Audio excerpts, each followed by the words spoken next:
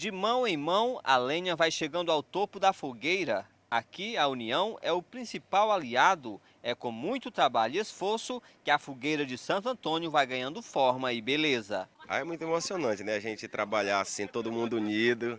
É uma coisa assim que a gente não tem nem palavra para dizer, porque é uma coisa muito emocionante para nós, né? Para a comunidade. O trabalho começa na floresta com a retirada da madeira.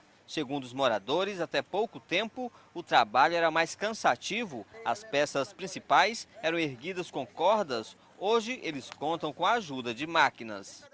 A gente amarrava umas cordas, aí juntava muitos homens, às vezes, tinha vezes que vinha até do Guarani ajudar a gente para suspender os pau aí.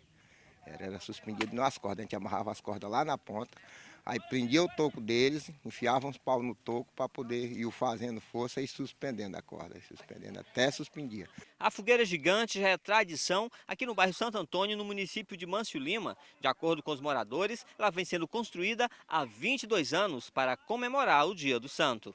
A primeira fogueira a ser construída teve a altura de 12 metros. Hoje ela está com 16. Mais de 20 homens da comunidade trabalham na fogueira há 5 dias. E até hoje, enquanto não terminar, ninguém para. Não é fácil não, é difícil. É complicado, o serviço aqui é muito pesado. E a gente, mesmo assim pesado, mas a gente faz o divertimento. Se não for assim, não funciona, né? Tem que ser um divertimento. Fazer um trabalho pesado não é uma brincadeira. Para a gente conseguir realizar aí nossos objetivos, né? A nossa fogueira. Santo Antônio é um dos santos mais populares da Igreja Católica. Ele que durante a sua vida sacerdotal e religiosa foi muito dedicado à fé, especialmente à juventude.